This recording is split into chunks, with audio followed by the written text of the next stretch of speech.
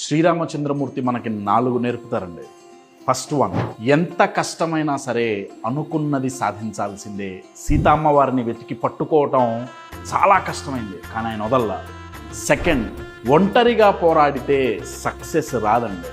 శ్రీరామచంద్రమూర్తికి కొన్ని కోట్ల వానరాలు team work చేసి ఆయనకి హెల్ప్ చేసినాయి.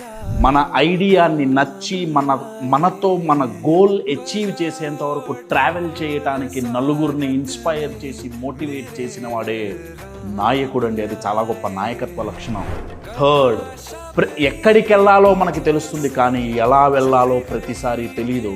సముద్రంలో వెళ్ళటానికి దారి కనపల్లా, దారి సృష్టించుకున్నారు. ప్రతిసారి మనకు అవకాశాలు దొరకవు, కనపడవు, సృష్టించుకోవాల్సిందే.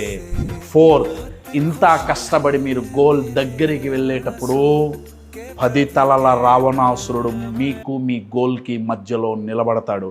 ఆ 10 తలల రావణాసురుడే మీ లోపల ఉండే భయం కావచ్చు, అపనమ్మకాలు కావచ్చు, లేకపోతే మిమ్మల్ని డిస్కరేజ్ చేసి డిమోటివేట్ చేసే సొసైటీ కావచ్చు.